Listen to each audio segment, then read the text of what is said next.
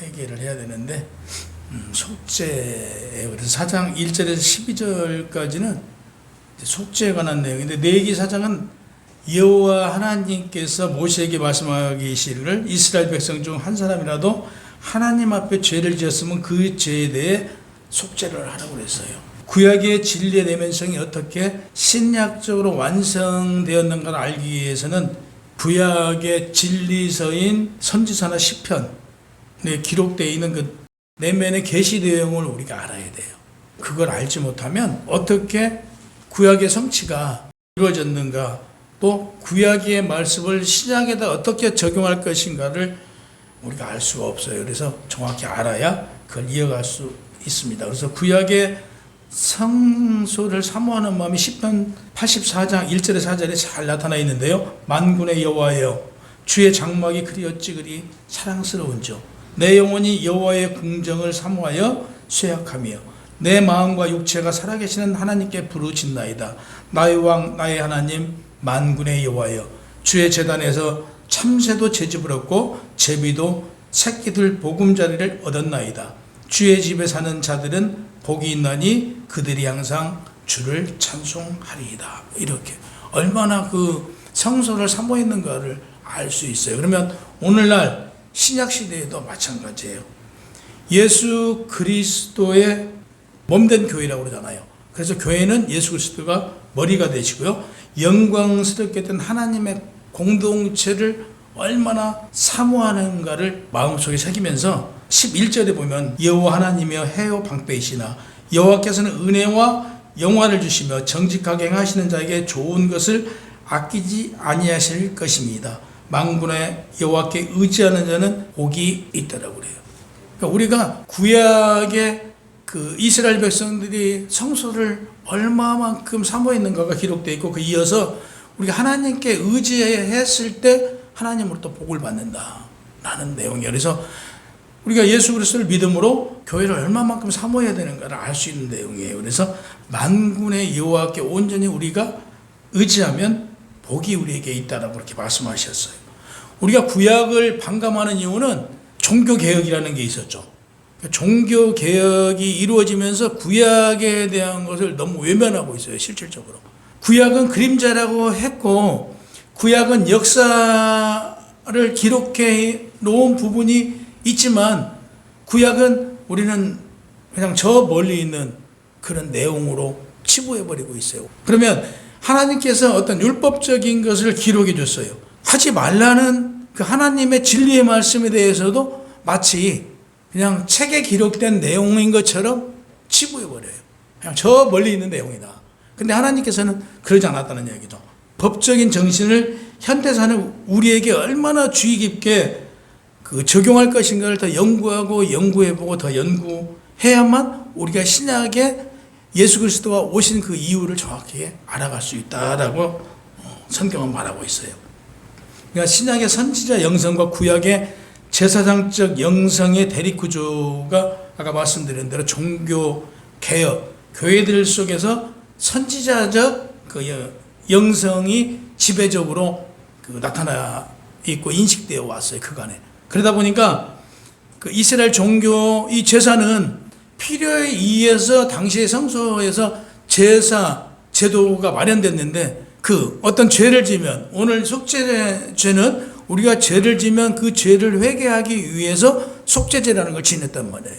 그렇게 필요에 의해서 진행됐고, 그러면 신약에 와서 지금 우리가 선지자적 그 제도를 더 그 유의하고 마치 그 제사장적 이런 제도는 퇴보시키는 이런 게 지금 많이 보이고 있는데, 이건 실질적으로 아니라는 얘기죠. 제사장적 제도와 영성, 또 신약에 와서 우리가 선지자적 영성에 대해서 더 적극적으로 우리에게 적용시키고 진행하고 있는데, 이것은 제사장적 제도는 하나님께서 모세를 통해서 명령하신 제도이고, 그 선지자적 제도는 왕이 만들어지면서, 왕이 형성되면서 만들어진 그 왕에 의해서 만드는 제도다. 그러면 우리가 좀 더 생각해 보자고요. 어느 게 하나님의 말씀에 가까운 것인가라고 보면, 우리가 선지자적 제도도 중요하지만 제사자적 그 영성과 제도가 얼마나 중요한가를 성경은 말하고 있어요. 이 대목에서 우리가 신약에 살아가면서 구약 제사자적 영성이 신약 시대에 주의 깊게 살펴보고 어떤 의미가 그 안에 담겨져 있는가를 우리는 알아야 된다라고 성경학자들은 말하고 있어요. 그래서 구약 종교에서 잘 알려지지 않는 이 부분을 우리가 신약에 살아가면서 우리에게 명하신 것, 우리에게 요구하신 하나님의 뜻이 어디에 담겨져 있는가를 구체적으로 알아가는 게 굉장히 중요하다. 이렇게 성경학자들은 말씀하고 있어요. 하나님의 자녀된 우리는 하나님의 뜻을 깨달아 우리의 삶에서 하나님 뜻에 합당하게 적용하여 하나님 영광을 우리 삶에서 드러내야 된다. 그러니까 예배자의 삶 속에서는 하나님의 영광을 드러내는 신실한 성도의 삶이 있어야 된다. 성경은 말하고 있습니다. 레위기 3장까지 보면 예물을 중심적으로 기록을 했어요. 근데 오늘 4장 1절과 5장 13절까지는 그 한 단락으로 보는데요. 여기서 보면 예물을 가져오는 자의 신분을 중심으로 기록되어 있어요. 그래서 오늘 본문 2절에 보면 하나님 그만 명령 중 하나라도 어기면 3절 이하의 제사장 범죄에 대해서 얘기해요. 23절 이하에는 온 회중의 범죄, 22절은 족장 범죄, 그리고 27절 이하에는 평민들의 범죄에 대해 이렇게 기록되어 있어요. 그래서 그릇이라는 단어가 있는데요. 비시가가 본문은 속죄죄를 지내며 용서받을 수 없는 죄와 용서받을 수 있는 죄의 조건에 대해서 오늘 말하고 있어요. 그래서 우리가 죄를 진다고 해서 다 용서받는 거 아니에요. 늘 드리는 말씀이에요. 우리가 죄를 짓고 나면 그 죄는 용서해 주는데 그 기록은 남아있을 수밖에 없어요. 우리가 연필로 꼭꼭 써놓으면 아무리 지우개로 깨끗이 지워도요, 그 자국은 남아있듯 우리 죄 용서는 받아요. 그러나 그 죄에 대한 기록은 남아있다. 그래서 오늘 본문에 보면 용서받을 수 있는 죄와 용서받을 수 없는 죄가 있어요. 그릇이라는 이 단어를 NIV 성경의 원어 해석에는 의도적이지 않게 저지른 범죄라는 뜻을 살렸어요. 그러니까 의도적이지 않게 저지른 범죄에 대해서는 하나님께 용서받을 수 있어요. 의도적이지 않는 범죄. 근데 내가 의도적으로 알고 저지른 범죄에 대해서는 용서받지 못한다라고 말하고 있어요. 비시가가라는 이 단어는요, 자신의 의도적인 범죄가 아닌 범죄를 지금 말하는데요. 반면에 짐짓이라는 이 단어는 원어 성경대로 표현하면 들어올린 손, 빼앗은 라마나, 알고도 짓는 죄라는 뜻이에요. 그러니까 알고도 짓는 죄는 용서받을 수 없대요. 근데 물론 용서는 해줘요. 하나님께서 죽이지는 않죠. 근데 구약적에 알고도 저지른 죄에 대해서는 가장 먼저 죽임으로 당했어요. 그러니까 민수기 15장 30절에 보면 본토이든지 타국이든지 고의로 무엇을 범하면 누구나 여호와를 비방하는 자니 그의 백성 중에 끊어질 것이니라. 알고도 짓는 죄를 말하고 있어요.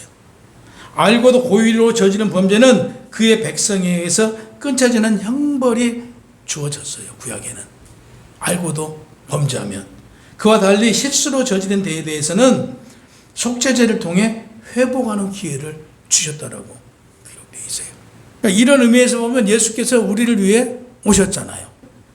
7번씩 70번이라도 용서하고 또 용서하고 또 용서하라고 그래요. 용서는 해요. 인간의 연약함 때문에 우리가 하나님, 제가 이런 죄를 저질렀어요. 용서해 주세요. 용서는 받는단 말이에요. 그 죄의 흔적은 좀 율법적일 수 있지만 남아있다. 그래서 우리는 죄를 짓지 말아야 돼요. 그러니까 모르고 짓는 죄는 뭐 깨끗이 죄상을 받을 수 있다라고 그래요. 근데 알고도 짓는 죄에 대해서는 그 형벌이 구약에는 죽임까지 당했다. 본문 3절에 12절은 만일 기름 부은 제사장이 범죄의 백성의 허물이 되었으면 그가 범한 죄로 말미암아 흠없는 수송아지로 속죄 제물을 삼아 여호와께 드릴지어다 그랬어요. 제사장이 범죄하면, 오늘날 목사가 범죄하면요, 우리 성도들이 다 죽어요.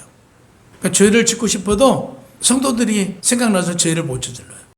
제사장이 범죄를 하면요, 하나님 앞에 나가야 되는데 그 나간 것 자체가 두려워요. 나가긴 나갔어요. 가서 피로 속죄를 받는데 나가기가 두렵고, 그 죄를 지면 그 죄로 말미암아 하나님 앞에 나갈 수 없게 되면 속해 있는 모든 자들까지 죄를 범하게 되므로 그 영향력이 모두를 죽이는, 우리 교회 안에서, 그러니까 목사가 죄를 지면 우리 교회 안에 모든 성도들을 죽이는 그런 상황이 발생될 수 있다라고 성경은 말해요. 제사장이 죄를 지면 대제사장, 제사장 위에 제사장 한 명뿐이 없는 대제사장이 규례를 집행했더라고요. 속죄제를 드렸는데 그 대제사장이 진행한 거에 대해서 오늘 원문에 보니까 하라는 단어가 쓰여 있어요.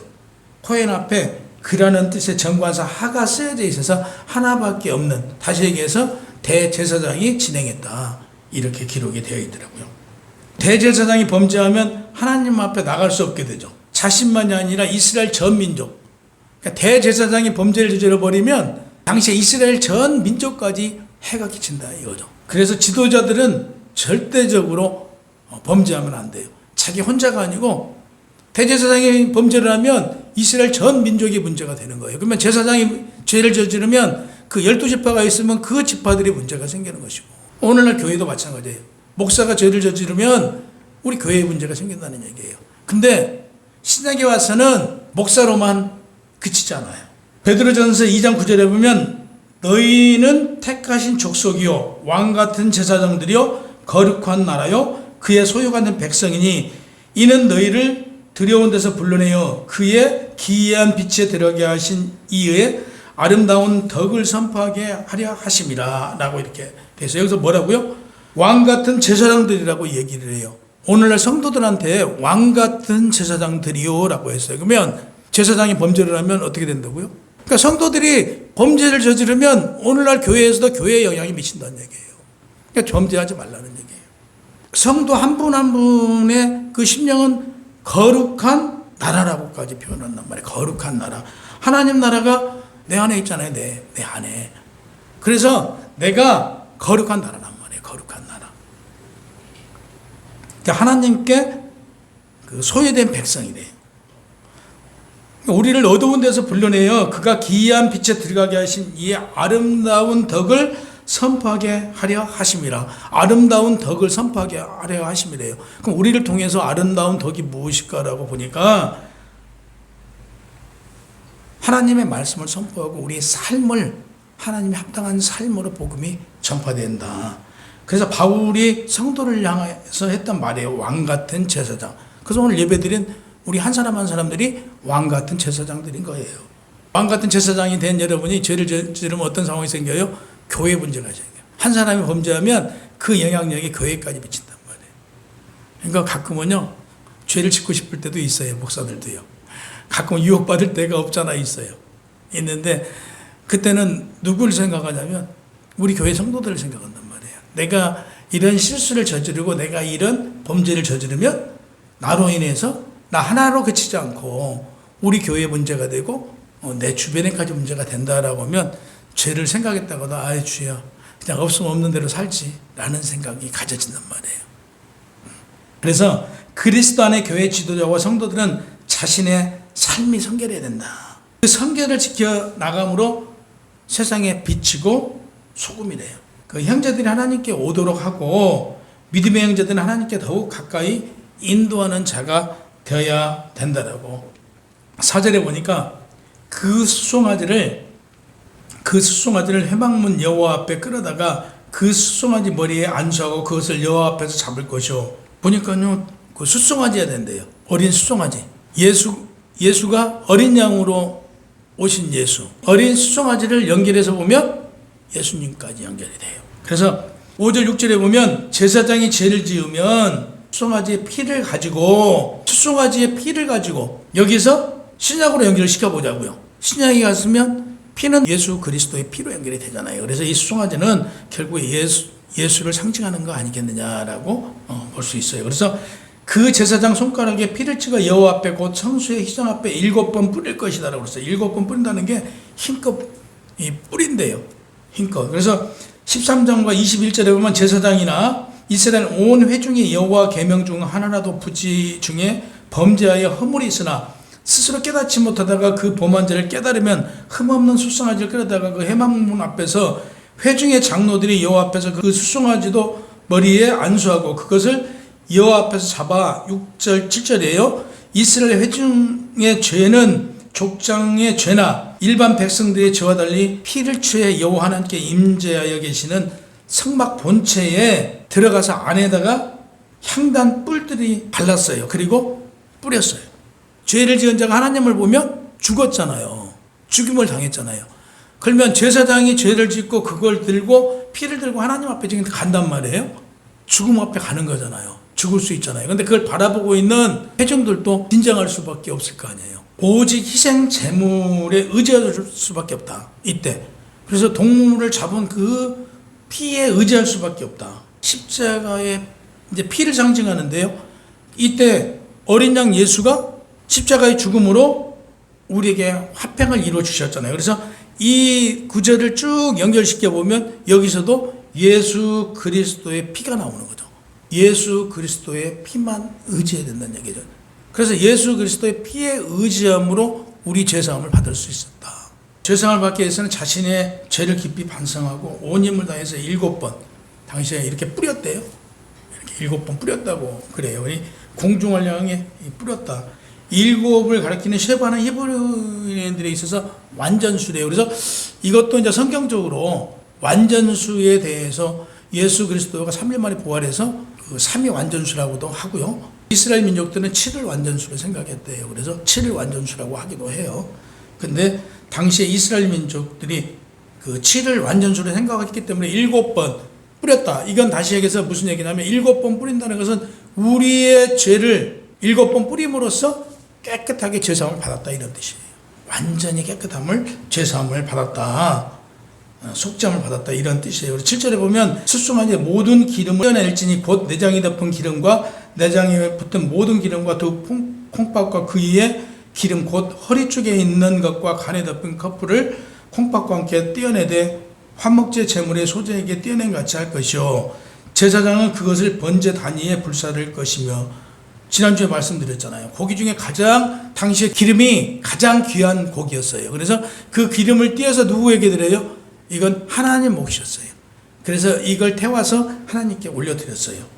그래서 지난주에도 말씀드렸듯이 그 사람의 마음이 어디에 들었다고요? 콩팥에 들어있다라고 늘 생각했다고 그랬잖아요. 그래서 콩팥과 간 커플을 띄어서 이 역시 하나님께 드렸단 말이에요. 이것은 무슨 얘기냐면 마음과 정성을 다 하나님께 드린다는 뜻이에요. 마음속에 진정으로 우러나오는 참회의 심정을 지금 표현한 것이다. 11절에 12절에 보면 그 숫송아지의 가죽과 그 모든 고기와 그것의 머리와 정광이와 내장과 똥 곧 그 송아지 전체를 진영 바깥 재버리는 곳에 정결한 곳에서 가져다가 불로 나무 위에 사르되 곧 재버리는 곳에서 불살을 지니라 그랬어요. 불살을 지니라. 이 뜻은 인간을 불살라 하나님 앞에 드린다는 의미도 있어요. 근데 그 의미보다는 재물을 태워요. 이 고기를 태워서 하나님께서는 그 향기를 흠량한다고 하잖아요. 그래서 하나님께 기름과 콩팥과 간을 태워서 올려드리면 하나님께서 기뻐 받으실 걸로 알고 그렇게 행했다. 그런 말씀이죠. 속죄제에서는 이 가죽까지도 다 태워요. 근데 이걸 번제 안에서 태운 게 아니고 그 가죽까지 어디로? 밖으로 가지고 나가서 태웠단 말이에요. 그럼 간단하게 생각 들잖아요. 가죽까지도 밖에 나가서 태웠다. 우리의 모든 죄를 그 안에서 태운 게 아니고 밖에 나가서 다 태워서 깨끗하게 죄를 만들었단 말이에요. 그러니까 우리 죄를 깨끗이 태워서 올려드린 거예요. 그러니까 우리 마음을 하나님께 온전히 올려드리고 하나님께 깨끗함을 입기를 바라고 있다. 입었다. 이런 의미가 담겨져 있는 거죠. 속죄제야말로 진정한 참 번제 아니냐. 이렇게 얘기들 학자들은 다 얘기하고 있더라고요. 그 피는 속죄. 다시 얘기해서 예수 그리스도와 연결해서 매주 지금 성경을 읽고 있잖아요. 읽으면서 이런 피 내용이 나오면 예수 그리스도가 어떻게 연결되어 있는가. 이것은 예수 그리스도를 상징하기 위해서 어떻게 드러내져 있는가. 이걸 머릿속에 한 번 정도는 생각해 보면서 성경을 읽으면 좀 은혜가 더 많이 되겠죠. 짐승의 가죽까지도 다 태워서 제로 만들어 예수 그리스도 피로 말미암아 깨끗함을 입었구나. 회개를 했구나. 속죄제를 드렸구나. 이걸 깨달을 수 있었어요. 그래서 2절에서 26절에 보면 만일 족장이 죄를 지면 흠없는 숫송아지로 잡았어요.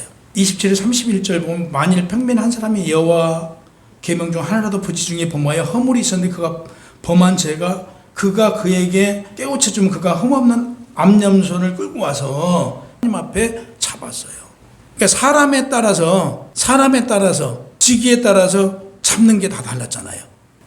레위기 4장에서 깨달아야 될 것은 직위와 사람에 따라서 그 속죄 제물이 달라지고 있구나. 그 피가 회막 안에 들어가서 뿌려진 걸로 계속 연결돼요. 죄에게 넘어지고 죄로 쓰러지면 우리를 위해서 다시 예수님께서 하나님 앞에 가가지고 하나님한테 우리 방도연 성도를 위해서 기도하고 하나님 용서해 주세요 하고 다시 빌게 만드는 결과가 될 수도 있어요. 최대한 죄를 안 지려고 노력을 해야 돼요. 죄는 멀리 하려고 노력을 했을 때 인간인지라 완벽할 수는 없어요. 완벽할 수는 없지만 최대한 죄와 멀리해서 죄로부터 이겨내는 우리 열방으로 교회 성도님들이 되시기를 주님의 이름으로 축원합니다.